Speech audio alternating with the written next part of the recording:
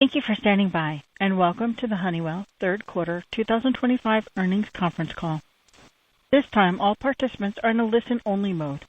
After the speaker's presentation, there will be a question-and-answer session. Please be advised that today's call is being recorded. I would now like to hand the call over to Sean Meakim, Vice President of Investor Relations. Please go ahead.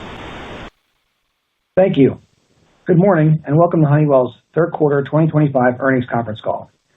On the call with me today are Chairman and Chief Executive Officer Vimal Kapur and Senior Vice President and Chief Financial Officer Mike Stepniak. This webcast and the presentation materials, including non-GAAP reconciliations, are available on our Investor Relations website. From time to time, we post new information that may be of interest or material to our investors on this website. Our discussion today includes forward-looking statements that are based on our best view of the world and of our businesses as we see them today, and are subject to risks and uncertainties, including the ones described in our SEC filings. This morning, we will review our financial results for the third quarter, share our guidance for the fourth quarter, and provide an update on full year 2025. As always, we'll leave time for your questions at the end. I'll turn the call over to Chairman and CEO Vimal Kapur. Thank you, Sean, and good morning, everyone. Honeywell continued its strong 2025 performance in third quarter. Growth in organic sales took another step up and finished ahead of expectations, driven by our commitment to developing new solutions that solve our customers' most challenging problems. Better top-line results translated into earnings well above our guided range, while strong orders across the portfolio demonstrate early results of our focus on innovation.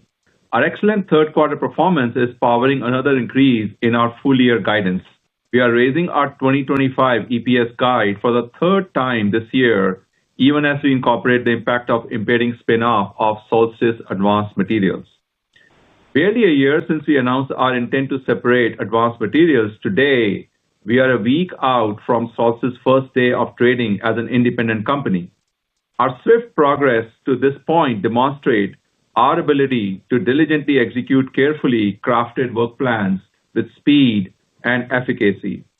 We have the right resources in place to deliver on both our portfolio transformation and our business's financial and operational targets. We will carry the learnings and momentum from Solstice to next year's separation of Aerospace. As we look to our future as three independent companies in 2026, we are proactively planning to realign the structure of our automation business at the beginning of next year to reflect how we will operate going forward. This move is another significant step in our simplification of Honeywell, which will provide the strategic focus, organizational agility, and tailored capital allocation to grow faster and drive value for all our stakeholders. Please turn to slide 3 for the latest update of our separation. A couple weeks ago, Solstice held a well-attended Investor Day in New York, where David Swell and his new management team presented a compelling vision for the new specialty materials company and how its rich history and new independent strategy will unleash its growth potential and unlock long-term stakeholder value. A week from today, on October 30th, Honeywell shareholders will receive new shares of Solstice, which will begin trading as a separate public company. I want to thank the teams that achieved this important milestone well ahead of the original schedule to complete by early 2026. I'm extremely excited for the opportunities in front of Solstice, and I will be cheering on the success in the years ahead. As our planned separation of Aerospace in the second half of 2026 approaches, our board has been intently focused on assembling a Honeywell Aerospace leadership team with the right mix of industry, company, and capital market experiences to maximize value for our customers, partners, employees, and our shareowners. We expect to make an Aerospace leadership and headquarter announcement later this year. The separation of Aerospace brings the opportunity to further simplify Honeywell automation. As a result, we have proactively designed a new, simpler structure aligned to the future of the business, which I will discuss in more detail in the next slide. As we seek to better position the future independent Aerospace and automation companies for success, we have opportunistically completed transactions to simplify the legacy liabilities left on our balance sheet. During the third quarter, we entered into an agreement to divest all our Bendix asbestos liability on attractive terms for all parties. We also terminated an indemnification and reimbursement agreement with Resideo in exchange for $1.6 billion in cash. In combination, these transactions resulted in net cash inflow and will simplify and de-risk our balance sheet, providing the company with fewer administrative burdens and greater financial flexibility to focus on creating value for our core business. On slide 4, I will go over segment realignment in more details. We announced yesterday that we are planning to reorganize the Honeywell automation segments into a simplified structure focused on cohesive, synergetic business models. I'm pleased to take this next step in evolving Honeywell's streamlined portfolio with the aim of unlocking incremental value and driving long-term growth and margin expansion. As such, effective beginning of first quarter of 2026, we plan to report 4 business segments: Aerospace Technologies, Building Automation, Process Automation and Technology, and Industrial Automation. Ahead of upcoming aerospace separation, this new structure serves as an elegant way to continue simplifying the RemainCo portfolio and align our external segment to the way we are increasingly driving our operation through consistent business models.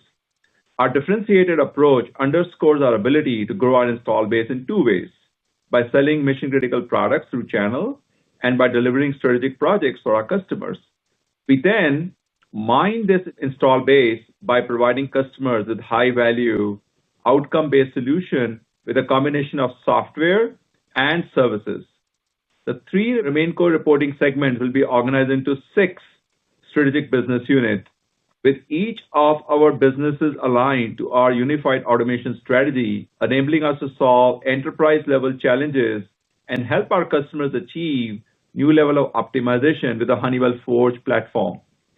Aerospace reporting is unchanged ahead of separation in the second half of the next year.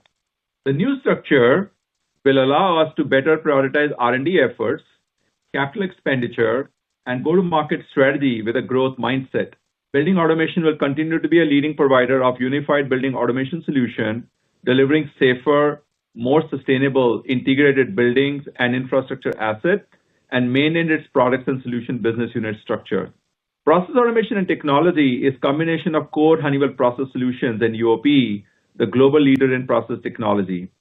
These businesses have developed powerful commercial synergies, enjoy a leading position in process market globally with vast install base, and share very similar business model characteristics. PA&T will report projects and aftermarket business units. Industrial Automation's portfolio of products and solution businesses include mission-critical offerings with proven reliability and tenured channel relationship, positioning us to benefit from ongoing global reshoring thematics.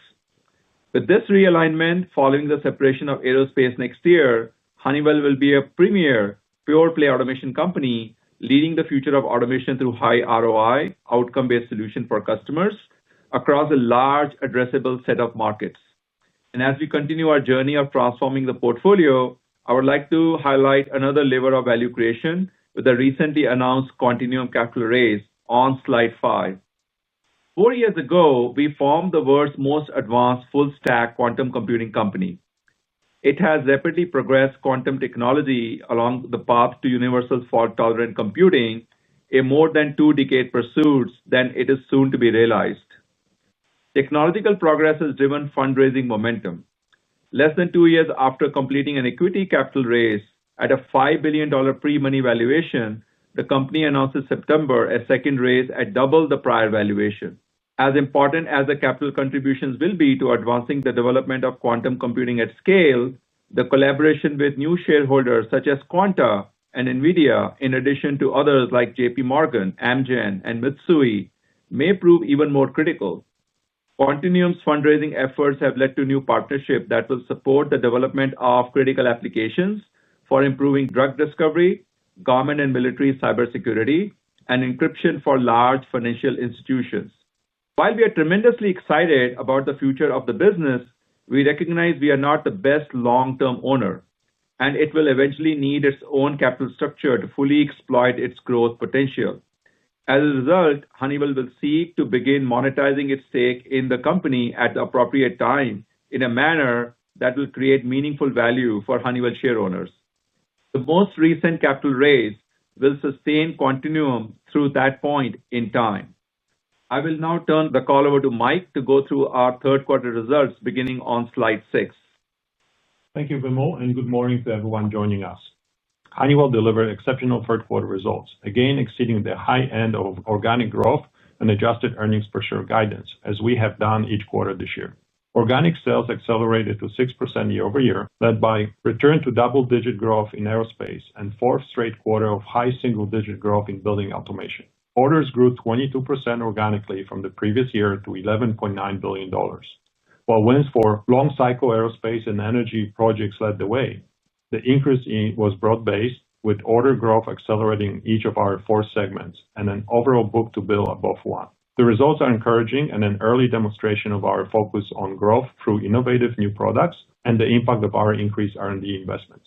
This impressive commercial performance pushed our backlog up to yet another record, which positions us well for future growth.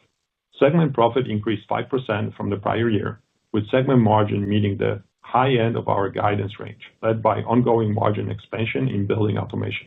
Earnings per share in the third quarter was $2.86, up 32% from the prior year. Adjusted earnings per share was $2.82, up 9% year-over-year. A strong segment profit growth and lower effective tax rate more than offset higher interest expense. You can find additional information on the year-over-year changes in the third quarter adjusted earnings per share in the appendix of our presentation. Third quarter free cash flow was $1.5 billion, down 16% from the prior year because of a capital expenditures timing and modestly higher working capital to support our sales growth. We maintain our disciplined capital allocation approach in the quarter, returning $800 million to shareholders while committing $400 million to high return capital projects and completing 2 technology tuck-in acquisitions. Now, let's move to slide 7 for a discussion on our third quarter segment performance. I will provide a brief overview of results with additional commentary included on the right-hand side of the slide. Aerospace Technologies grew 12% organically, led by strength in both commercial aftermarket and defense and space. Commercial OE returned to growth as expected as our sales recoupled to the delivery rates of our large customers. Orders momentum continued with strong double-digit orders growth across all 3 end markets and book-to-bill of 1.2. On a year-over-year basis, segment margin decreased 160 basis points to 26.1% as commercial excellence and volume leverage were more than offset by cost inflation and acquisition-related headwinds. However, sequentially, margin improved 60 basis points on strong quarter-over-quarter volume supported by improved supply chain performance. Industrial automation sales returned to growth in the third quarter, increasing 1% organically and exceeding our guidance range, led by continued strength in our sensing business. Segment margin in industrial automation declined 150 basis points from the prior year to 18.8% as commercial excellence and productivity benefits were more than offset by inflationary pressures. Building automation again delivered high single-digit growth for the quarter. Organic sales increased 7% from the previous year, driven by strength in both building solutions and building products. Regionally, North America and the Middle East led, while Europe grew organically for a 4th consecutive quarter. Margin expanded 80 basis points year-over-year as we leverage our strong volume performance. Energy and sustainability solutions performed in line with expectations in the third quarter, down 2% organically. Strong refrigerants performance in advanced materials was offset by licensing and catalyst delivery delays in UOP. Segment margin was flat versus the prior year at 24.5% as one-time government reimbursement for past legal costs and the lift from margin accretive acquisition offset cost and volume headwinds. Let's turn now to slide 8 to discuss our updated outlook for the year. Our guidance for the year now incorporates the impact of Solstice separation from Honeywell at the end of October. The spin is expected to reduce 2025 sales by $700 million, adjusted earnings per share by approximately 21 cents, and free cash flow by $200 million. Even with this impact, we're again raising our 2025 organic sales and adjusted earnings per share guidance as we fully pass through our strong third quarter segment profit and net income growth into our improved outlook. On a like-for-like basis, our free cash flow expectations for the year remain unchanged. Now I'll turn to slide 9 to provide more details on fourth quarter and full year guidance. We're taking up full year organic sales growth guidance by 150 basis points from the midpoint of our previous range. we now expect growth of approximately 6% for the year, or 5% when excluding the prior year impact from the Bombardier agreement. This new outlook builds upon our strong sales momentum in recent quarters, while maintaining a pragmatic approach in the face of elevated geopolitical tensions and macro uncertainty. Full-year sales are now projected to be $40.7 billion to $40.9 billion. We anticipate a fourth quarter organic sales growth of 8% to 10%, or 4% to 6%, excluding Bombardier, which translates to sales of $10.1 billion to $10.3 billion. For the full year, we now expect our company segment margin to be up 30 to 40 basis points, or to be down 40 to 30 points excluding Bombardier. We're anticipating modestly lower margins versus prior guidance, a result of reduced expectations for project licensing, catalyst shipments, and certain short-cycle industrial automation products, which carry high incremental margins. We are offsetting most of these headwinds by leveraging our strong volume growth and utilizing our accelerator operating model to implement productivity actions. In the fourth quarter, we expect segment margin to be in the range of 22.5% to 22.8%, up 160 to 190 basis points, or down 120 to 90 basis points excluding Bombardier. We now anticipate full-year earnings per share of $10.60 to $10.70, up 7% to 8%, or up 5% to 6%, excluding the impact of both the 2024 Bombardier agreement and the impending Solstice spinoff. Earnings per share in the fourth quarter is expected to be $2.52 to $2.62, up 2% to 6% from the prior year, or down 6% to 3% excluding the effects of Bombardier and Solstice. I will give additional details on changes to the full-year EPS guidance later in my prepared remarks. We expect free cash flow between $5.2 billion and $5.6 billion, down 2% to up 5% excluding the effects of Bombardier and Solstice. We provide additional information on the changes in the year-over-year free cash flow in the appendix of the presentation. For the first 3 quarters of the year, we have deployed $9 billion for share repurchases, acquisitions, dividends, and capital projects. Going forward, we will continue to be opportunistic in allocating additional capital beyond that already committed to the highest return opportunities. Please turn to slide 10 for details on our segment-level outlook for the year. In Aerospace Technologies, we are raising our expectations for full-year sales growth to be low double-digit range, or high single-digit when excluding the impact of the 2024 Bombardier agreement. We expect robust defense and space growth to continue as our supply chain is improving and our global demand is benefiting from ramping national defense budgets. Commercial aftermarket sales should expand at a healthy rate, with air transport growth outpacing business aviation. We anticipate commercial OE sales growth to accelerate for the remainder of the year as our shipments progressively realign to build schedules. For the fourth quarter, we expect aero organic sales to be up double digits, or high single digits excluding Bombardier, led by defense and space. Commercial aftermarket growth should moderate from third quarter levels towards the longer-term trend. Excluding the year-over-year impact of Bombardier, commercial OE should grow faster than the prior quarter. We anticipate the second quarter mark the low point of aerospace margins, and fourth quarter margins will be comparable to the third. For the full year, margins are expected to be approximately 26% as volume leverage is more than offset by transitory integration headwinds from the CASE acquisition and cost inflation from tariff pressures temporarily outpacing pricing. In 2026, as pricing aligns with tariff costs, OE shipments of electronic solutions recouple with build rates, and integration costs from the CASE acquisition subside, aerospace margins are well positioned to increase from 2025 levels.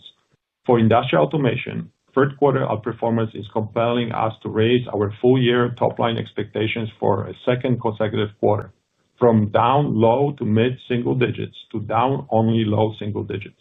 Positive order growth in the third quarter was encouraging, though it was uneven within both long and short cycle businesses, such that it would not yet be prudent to confirm a sustainable upward trend. As a result of these mixed dynamics and a more challenging prior year comparison, we expect fourth quarter sales to be down low single digits. Continued momentum in smart energy and steady performance in sensing and warehouse automation should offset modest demand headwinds in productivity solutions and services and short-term project pushouts in core process solutions. We now expect to see margin contraction in industrial automation for the full year on increasingly unfavorable mix, with similar margin performance in the fourth quarter. In building automation, we continue to anticipate full-year organic sales growth in the mid-single-digit to high single-digit range, supported by strength in the U.S., Middle East, and India, and highlighted by robust demand in data centers, healthcare, and hospitality. For the fourth quarter, we expect sales to be up mid-single digits with momentum from strong order across both products and solutions. We anticipate a fifth consecutive quarter of organic growth for products to be broad-based across fire, BMS, and security. Solutions should continue to drive solid year-over-year growth in both projects and services. We expect margins for the full year and the fourth quarter to expand meaningfully as tailwinds from volume leverage and productivity actions continue. In energy and sustainability solutions, we will limit our guidance commentary on advanced materials given its pending separation as an independent company. We are maintaining our full-year ESS sales growth guidance of flat to up slightly and anticipate fourth quarter sales to be down low single digits year-over-year. A difficult macro backdrop for energy has weighed on our near-term guidance, but the long-term outlook remains strong.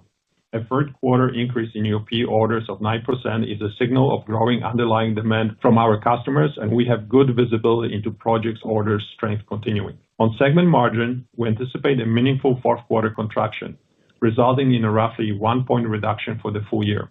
Lower high-margin catalysts and licensing sales are offsetting commercial excellence and uplift from the LNG and Sundyne acquisitions. While cost inflation and market headwinds have presented a margin challenge in 2025, we're taking meaningful steps to address ESS cost structure and expect to return to margin expansion in 2026.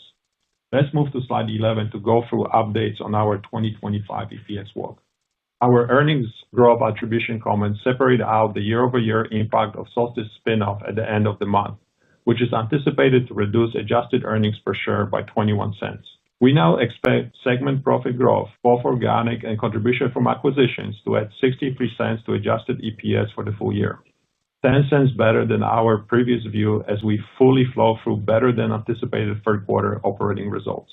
Third quarter outperformance versus the midpoint of our guidance range benefited from a lower effective tax rate and reduced below-the-line expenses, which were also benefiting the full year.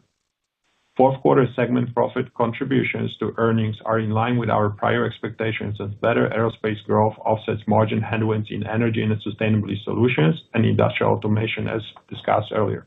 We anticipate reduced year-over-year below-the-line headwinds of $0.39 per share, as repositioning will be at the low end of our prior range. Additional below-the-line details are available in the appendix of the presentation. We now expect our full-year effective tax rate to be 19% compared to 20% previously, adding $0.13 to adjusted earnings per share. To summarize, we anticipate 2025 adjusted EPS to grow at a mid-single-digit rate when excluding the impact of the Solstice spin and Bombardier agreement. Now I'll hand the call back over to Vimal to finish our prepared comments on slide 12. Thanks, Mike. Honeywell again exceeded its financial commitment in the third quarter as aerospace execution returned that business to double-digit year-over-year growth. With orders increasing in each of our four segments, we are getting good returns from dedicating the right level of resources to creating new solutions to sell into our large global customer base. As just one example of our recent commercial success, Gulfstream recently announced that Honeywell's engines and avionics will power its new super midsize G300 business jet platform, which will offer superior range, efficiency, and safety to current comparable aircraft. This win is a testament of our abilities to stay at the forefront of leading-edge technologies that matter most to our customers. We are going into the final quarter of 2025 from a position of strength, with operating momentum leading us to raise our guidance for the third time this year, even as a shifting microenvironment requires a high level of agility to deliver these results. We are pleased by the performance of our acquisitions since 2023, which continue to help us shape our portfolio and deliver higher growth and margins. Our commercial and operational momentum are building into 2026, which will be a historic one for Honeywell. At the same time, we are operating with the same commitment to operational excellence that has defined Honeywell for decades. While 2025 was affected by a number of headwinds, including heightened economic uncertainty, incremental tariffs, and significant cost inflation, we have already begun taking action to position our aerospace and automation businesses to return to underlying margin expansion in 2026. As we prepare aerospace to begin its journey as a leading independent company next year, we expect to begin 2026 operating under a new structure that aligns to how we will deliver the future of automation, giving us a running start post-separation. Increasingly, customers across end markets face similar structural challenges such as skilled labor shortages, aging infrastructure, operational inefficiencies, and elevated energy and maintenance. As value creation shifts towards harnessing the power of data to solve enterprise-scale challenges and achieve new levels of transformation, we are streamlining our business units centered around a cohesive business model for addressing these issues. This segment realignment exemplifies our effort to simplify our whole organization to focus on actions that create the highest value for our stakeholders. Reducing distraction from legacy liabilities, reviewing strategic alternatives for parts of our portfolio that do not fit our business model, and acquiring complementary technology through bolt-on and tuck-in acquisitions all demonstrate our commitment to optimizing our business for future growth and value creation. And finally, Quantinuum's recent capital raise and technological leap forward, delivering the promise of quantum computing, which the company will demonstrate in coming weeks, move Honeywell closer to realizing the value of its pioneering investment in the space. With that, Sean, let's take questions. Thank you, Vimal. Vimal and Mike are now available to answer your questions. We ask that you please be mindful of others in the queue by asking only one question and one related follow-up. Operator, please open the line for Q&A. Thank you. If you'd like to ask a question, please press star one on your telephone keypad. A confirmation tone will indicate your line is in the question queue. You may press star two if you'd like to remove your question from the queue. For participants using speaker equipment, it may be necessary to pick up your handset before pressing the star key. Our first question comes from the line of Nigel Coe with Wolfe Research. Please proceed with your question. Oh, thanks. Good morning, everyone. I just wanted to maybe kick off with the 4Q margin for ESS, and I'm just doing the quick math here. It implies 3 to 4 points of decline year over year. So I just want to make sure, number one, that math is correct, and secondly, is the advanced materials sources spin losing 2 months of that? Is that having a material impact on that year over year? Good morning, Nigel. So I would first highlight that within ESS, we see LNG doing extremely well in that business. We see really good project activity, and that's progressing well. Orders are up. What we see in the fourth quarter, we see a little bit of transitory, I would say, softness in margins, and that's predominantly driven by mix. So we see catalyst push-outs to continue. It's affecting us in the fourth quarter. But generally, I would say that ESS will normalize as we progress through 2026 back to its historical margins. And then on advanced materials was a little bit, I would say, accretive to the overall portfolio, but we're working through that as we are setting up for 2026. And Nigel, this is Sean. I would just remind you that the ESS business, and UOP in particular, typically has a seasonal build and both volume and mix favorability from 1Q through 4Q. If you recall, we had an unusually strong second quarter, which we called out at the time. And so really, that full year, fourth quarter impact is not that severe. It's really just a timing factor of where things came in second quarter versus traditionally it'd be higher in 3 and 4Q. And so I'd emphasize just the timing is more of a factor than anything else. Okay. And that's actually my follow-up question. Number one, did we see these pressures in 3Q, and this government settlements maybe offset that? Just wonder if you maybe quantify that. And then do you think that this, we see that mix shifting back in the first half of next year, or do you have that visibility at this point? So, like I said, I think from the order activity standpoint, the order activity on big new projects is quite strong, and we'll continue to see that in the fourth quarter. From a revenue conversion standpoint, given these are big capital projects, they start converting to revenue probably in the second quarter and then the second half. From a catalyst standpoint, based on how customers order and the ordering pattern, we see that improving next year as well, but don't see that volume in the fourth quarter. And like Sean said, we usually see fourth quarter seasonality in the business, and we didn't see it this year because a lot of that volume came to us in the second quarter. So there will be a little bit of a gap in the fourth quarter as far as ESS margins. But all things said, Nigel, we expect the ESS margin to expand in 2026. It's a transitionary thing. At the end of the day, we are positioning the business for growth. The LNG segment is doing extremely well. Sundyne is doing extremely well. The overall projects, as Mike mentioned, is performing at the order rate of 8% growth in Q3. We expect solid Q4. So it's just really the transitionary effect on the catalyst volume. And we think that will adjust in 2026, and we should have a year more on expected lines with expanding our margins in 2026. Okay, thank you very much. Thank you, Nigel. Thank you. Our next question comes from the line of Julian Mitchell with Barclays. Please proceed with your question. Hi, good morning. Just wanted to start with the IA segment, as it seems there's a lot of different moving parts inside it. You flipped to organic growth in Q3, I think, for the first time in a couple of years, but it sounds like that will reverse in the fourth quarter. So just trying to understand, is that a function of something moving the wrong way again in short cycle lower, or is it more a function of the large project delays in the longer cycle business? And trying to understand on margins, I think there was the comment on similar margin in Q4. So does that mean it's a 19%-ish margin? And are there any one-time kind of headwinds on that as we're thinking about next year?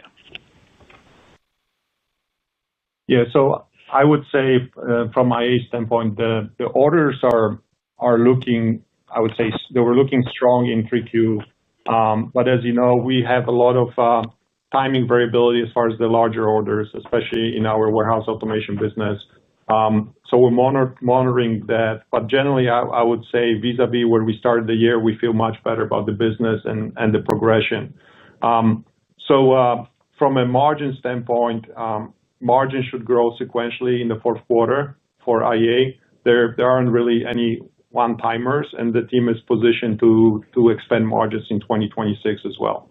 So we have good visibility to margin expansion in IA going to 2026. Backlog is improving. That's giving us, I would say, good leverage from a fixed cost standpoint, and we have good visibility to pricing. That's helpful. Thank you. And then just my quick follow-up on the aerospace division. Maybe give us some update on where we stand on that destocking. Do you think it's largely behind you now on the commercial aero side? And should we assume that 26% margin rate, again, that's a good placeholder into next year, barring violent swings in mix? Sure. So super happy with how the aero team performed in the third quarter, and I think you will see more good news from aero team as we go to fourth quarter and next year. I would say from a margin standpoint, full Q25 was probably the bottom, and you should continue to see sequential improvements on margins going to 2026. And on recoupling, I think that's largely behind us. I think commercial, we will sequentially improve growth rates in the fourth quarter as well. And we should have a good print on aero in 4Q and going into 2026. The setup looks really good. Orders, again, were extremely high double digits. And our past due backlog, even with us outputting at these rates, continues to hang over $2 billion. So we still have a lot of, I would say, to work with going to 2026. That's great. Thank you. Thank you. Thank you. Our next question comes from the line of Steve Tusa with J.P. Morgan. Please proceed with your question. Hey, good morning. Morning, Steve. Can you guys just talk about the trend in the BA margin? It's been really strong in the last couple of quarters, maybe a tad bit weaker this quarter than we were expecting. What are the moving parts there, and how do you feel about that going into 2026? Steve, so super happy with the BA performance, and I think as we talked about it before, BA team still has a lot of runway. As far as the 3Q, it's really just a matter of mix between projects and products. Nothing, I would say, concerning there. Like I said, sequentially, BA will continue to expand margins, and in 2026, they have a really good, I would say, really good setup and plan to continue to expand those margins. So no concerns on that business. Yeah. But Steve would say, I was going to reinforce that the BA just reinforces the overarching Honeywell strategy on how we are pivoting our business through higher growth and margin expansion. So they are ahead of the curve on executing that, and I'm very confident that other businesses are going to demonstrate the same. So we do expect 2026 to follow the trend line you have observed in BA in 2025. And then just lastly, on the profile of the income statement, you guys made, obviously, Solstice is coming out. You guys made these changes around the liabilities. Any thoughts around changing the pension accounting and how you're reflecting that in your income statement? And is that something that could happen before aerospace goes, or that kind of reevaluation of the earnings format? So it's definitely on one of our agenda items as we go over into 2026. We're actively discussing it. We understand your concern and your thoughts on pension treatment. I would say, just based on what you see, we'll continue to simplify our balance sheet and how we report earnings to make sure you have a better visibility to cash flow conversion and EPS. So it's definitely on our agenda, but we're not ready to speak about it today. Yep, totally fair. Thanks a lot. Thank you. Thank you. Thank you. Our next question comes from the line of Scott Davis with Melius Research. Please proceed with your question. Hey, good morning, guys. Good morning, Scott. I know this can be a little bit lumpy, but I can't remember a quarter with 22% order growth. I know you gave some per segment granularity, but was there any kind of discrete projects or anything big that generally moved the needle there, or was it more across the board as kind of indicated in your slides? It's more across the board, Scott. I mean, I think Aero continues to do extremely well, and they're maintaining their momentum of continuing to increase their win rates and backlog. We had a strong orders growth in building automation, which flows a lot of that in the revenue stream, which you have seen. ESS orders growth were very good, and also in IA. So I would say that the order growth is across all segments.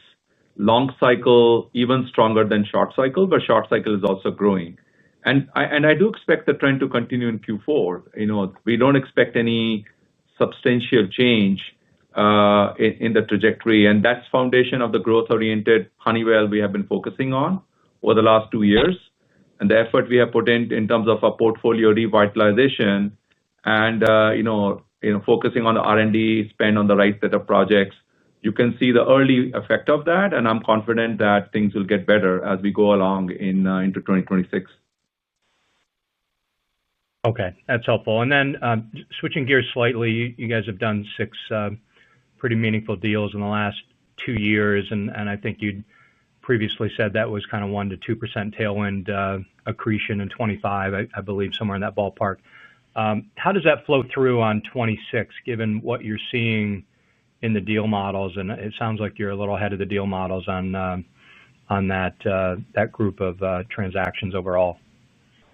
Yeah, so overall, Scott, I would say the M&A deals are performing very well. On an average, all the deals we did since I started are 12 times multiple, and we are either on TVA or ahead of TVA in majority of them. And the foundational strategy we had that they will help us to grow our organic growth rates and margin expansion, they're really working very well for us. So I'm really encouraged. Maybe, Mike, you want to add some specific feedback further on this? Sure. Like Vimal said, I think majority of those deals starting actually fourth quarter and going to next year is becoming organic for us from a growth standpoint. Like Vimal said, they're continued to be accretive, and TBAs are ahead of plan both on revenue synergies and on cost synergies. We feel really good about these acquisitions and how they fit the portfolio, not only financially, but also from a technology complementary standpoint. Okay. Thank you, fellas. Best of luck. Thanks, Scott. Thank you. Thank you. Our next question comes from the line of Amit Mehrotra with UBS. Please proceed with your question. Thanks, operator. Morning, everybody. Vimal, I wanted to ask if you can just talk about the pricing strategy across the organization. You made a comment recently around pricing vis-a-vis, wanting to preserve or protect volume. I forgot the exact wording, but it was something to that effect. The question is really in the context, if I look this year, revenue expectations are increasing, margin expectations are coming down a little bit. Fully understand there's mix, there's acquisition, there's timing, but just wanted to understand if there's maybe a pricing opportunity in the future that is not being exploited today, either because of the R&D investments you're making or maybe just a more surgical focus on that post the spin-off of the businesses. Thanks, Amit. I would say that fundamentally our strategy has been that we want to preserve our margins while we keep our volumes to our expectations. That has been the North Star we have been focusing on, and we have demonstrated that for the most part. I would say that if I look ahead in 2026, pricing will become a good enabler for 2026 margin expansion. The only headwind we faced in pricing, I'll call out in 2025, was just a lag effect. It's just the timing. We're learning something and we can lag 30 days, 45 days. We are not going to face that event in 2026. Overall, I do remain confident that our model of getting our margin expansion through pricing while we're protecting our volume is really working.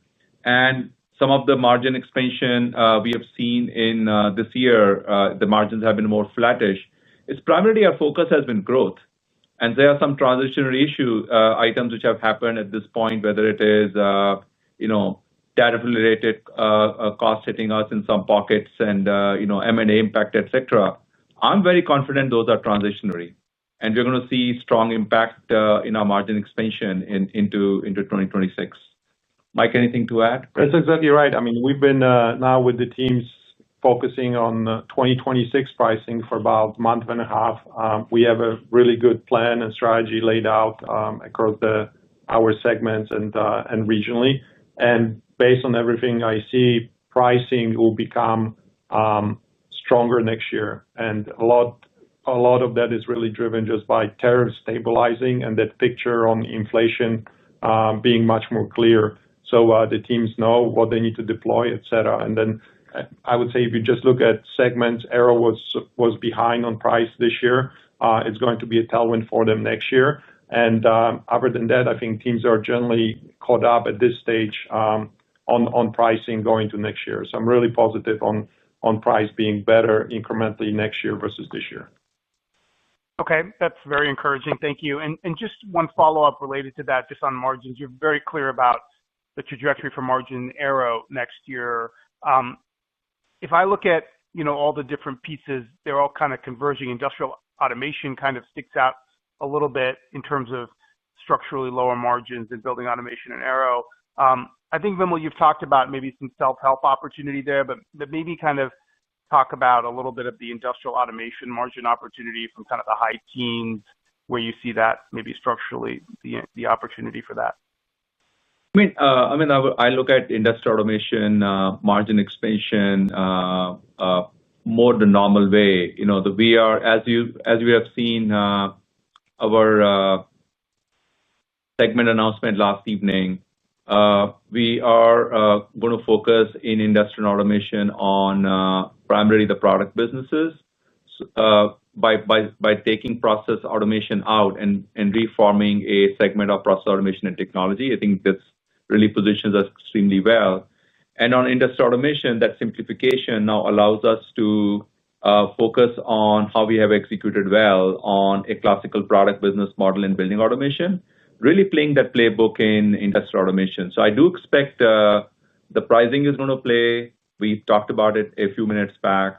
On the productivity side, we will see positive effect of both fixed cost and variable cost productivity.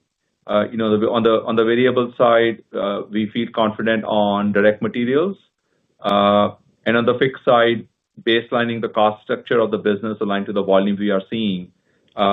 We feel good about that. Where do we sit today? So overall, the setup is good for IA.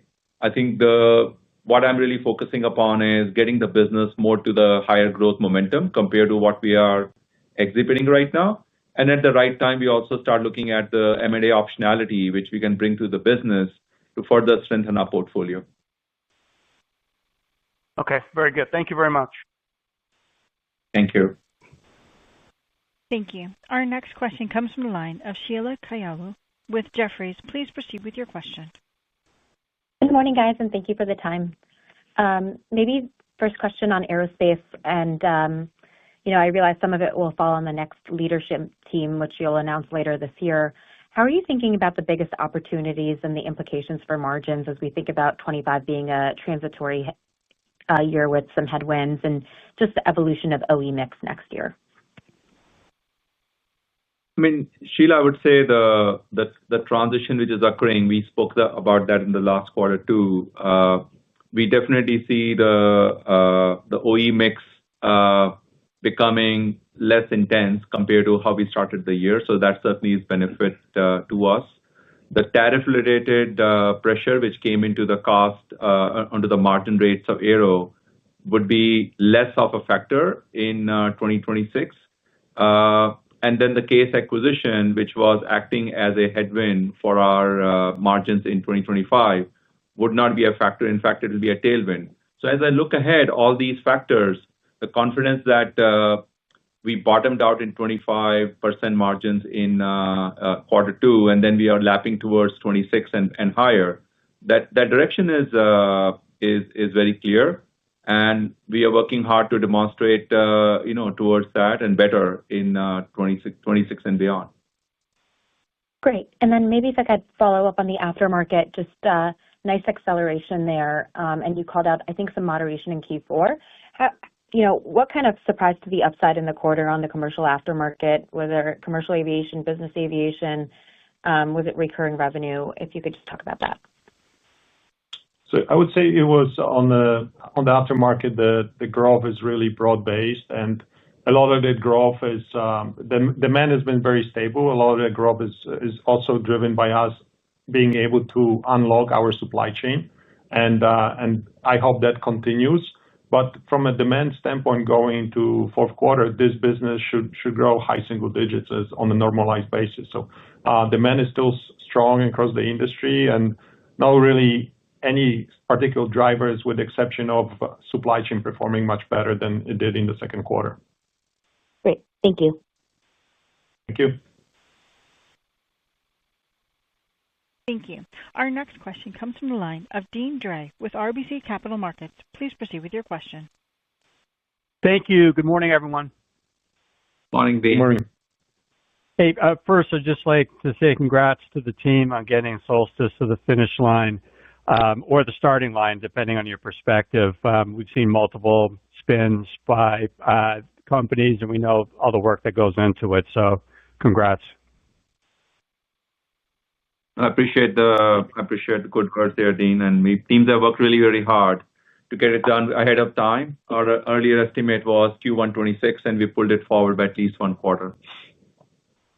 Great. And then I missed the very beginning. Did you have any update on the process of looking at strategic alternatives for productivity solutions and services and warehouse automation? Any update on potential timing?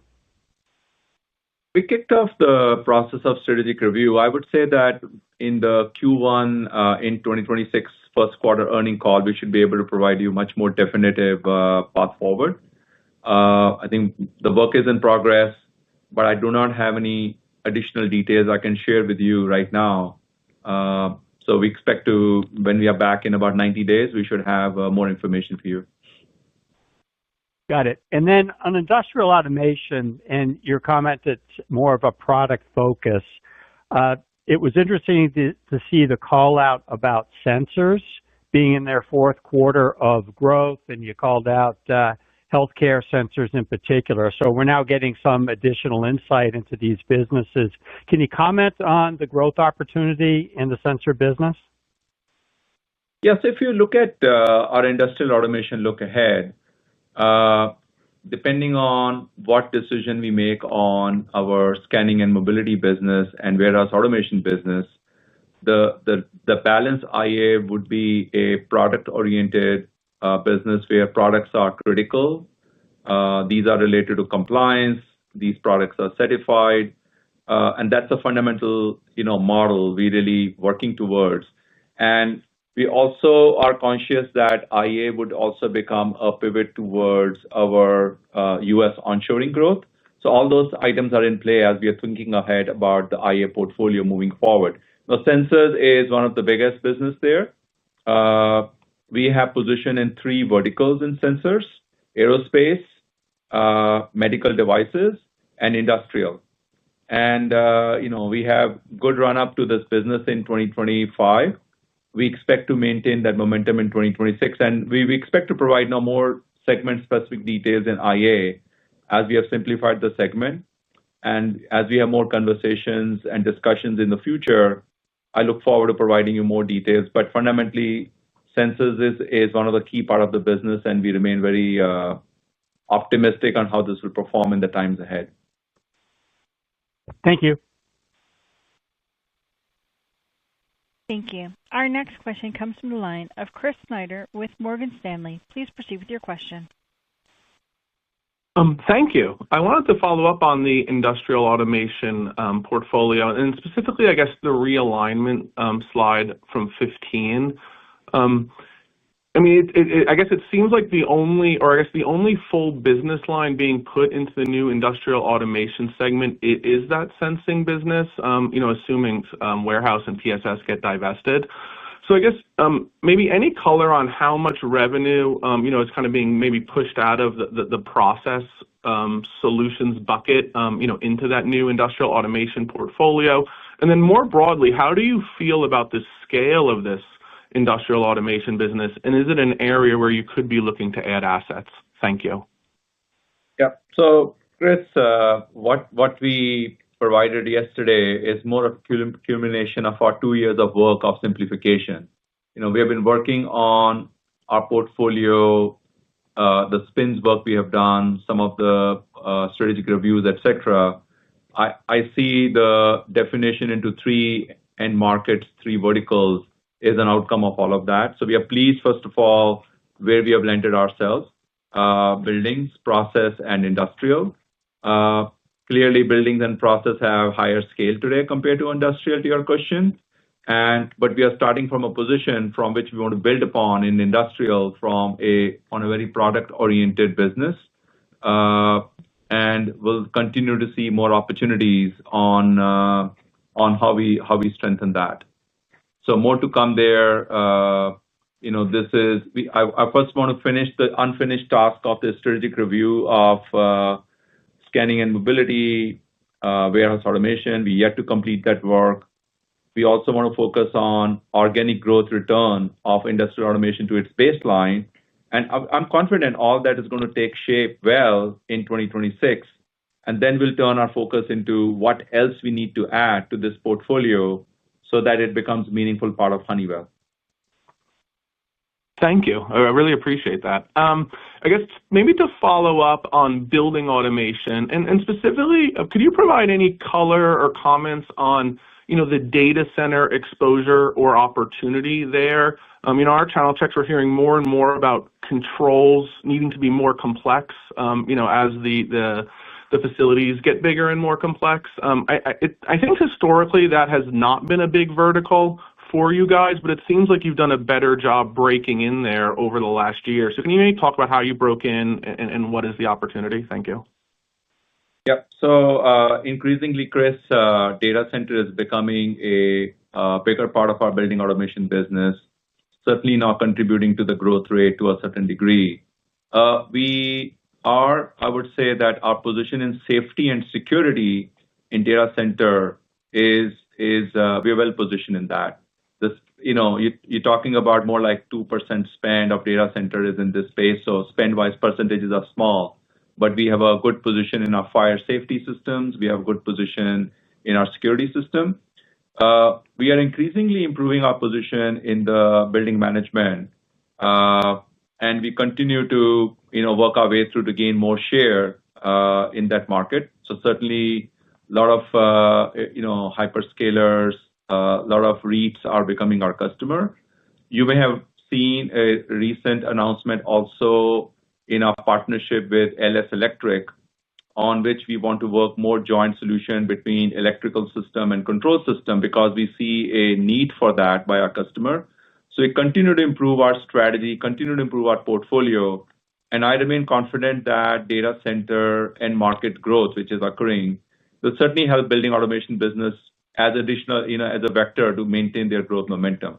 We were starting from a very low position, but we are certainly gaining more and more momentum there. Thank you, Vimal. Thank you. Our next question comes from the line of Joe Ritchie with Goldman Sachs. Please proceed with your question. Hey, good morning, everyone. So look, Vimal, you've done a lot from a portfolio perspective. A lot has been announced. I like this new structure. I think it very neatly separates the different businesses. I guess the question is, as we head into the Aero spin in the second half of 2026, could you potentially see additional announcements on the portfolio? I would say that, as we mentioned a few months back, that based on the current portfolio assessment, the actions we have done, they are completed. But in a company of our size, you never say you're done. I think the portfolio revitalization is a continued activity. So I do expect us to do more additions, which are bolt-on to our portfolio, which fits into the core of buildings, process, and industrial. And I know if your question is there any more exit plan? We feel good about the portfolio, what we have at the position we are today. These are all mission-critical parts of automation. They drive very similar common outcomes like safety, operational excellence, reliability, and they really help us to gain a lot of mining install base through our Forge platform. So that commonality we have achieved with a lot of effort, and I don't see that there will be any material change we want to make on what we own, but certainly like to consider adding more on a bolt-on basis or maybe tuck in sometimes as we finish our spins, and we'll continue to report to you if we make any progress on that. Got it. That's super helpful. I know we're bumping up on time, so I'll just keep it to one. Thank you. Thank you. Thank you. Thank you. Our next question comes from the line of Andy Kaplowitz with Citigroup. Please proceed with your question. Hey, good morning, everyone. Morning, Andy. Morning.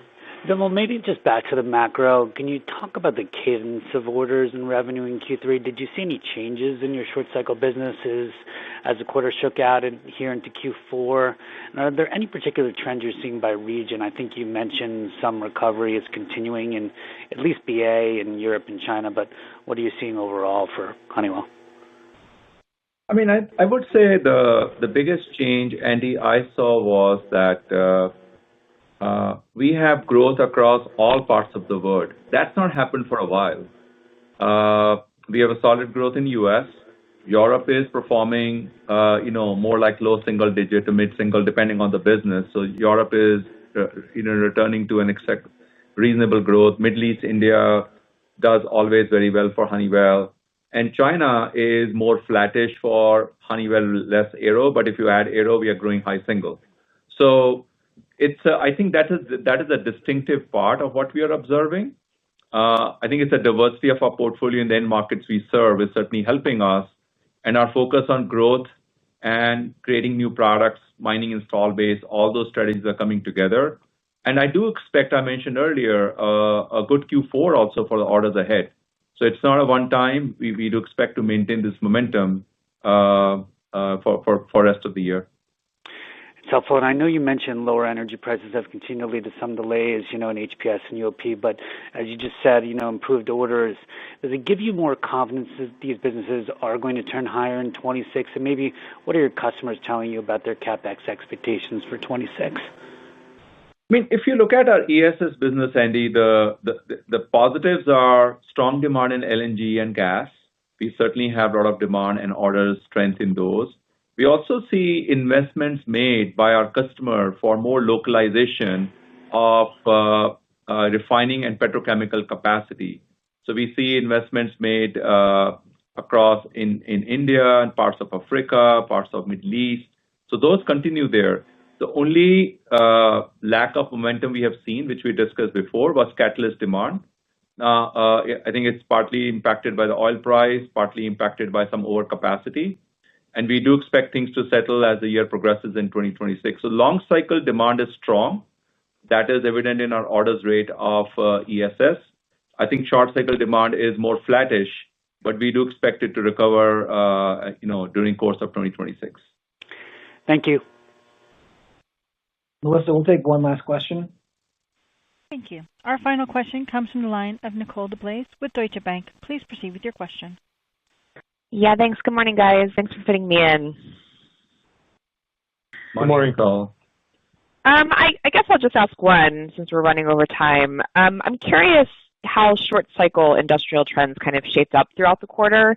Did things kind of remain stable versus how you exited 2Q, or any notable trends that you would highlight? Thank you. I would say short cycle trends were actually better in Q3Q versus 4Q, and we do expect similar trends. As you have seen in our guide, we are not expecting any substantial change quarter on quarter, but we always remain prudent in our guide. We don't know what we don't know. But I think an overarching theme is very similar dynamics in the end markets, which Honeywell serves in between quarter 3 and quarter 4. Got it. Thanks, Vimal. Thank you. Thank you. Ladies and gentlemen, that concludes our question and answer session. I'll turn the floor back to Mr. Kapoor for any final comments. Thank you, operator. As always, I would like to express my gratitude to our shareholders, our customers, and all the Honeywell future shapers across the world, driving our stellar results in the quarter. And our path ahead is promising, and we look forward to sharing more with everyone in the quarters to come. Thank you all for listening, and please stay safe and healthy. Thank you. This concludes today's conference call. You may disconnect your lines at this time. Thank you for your participation.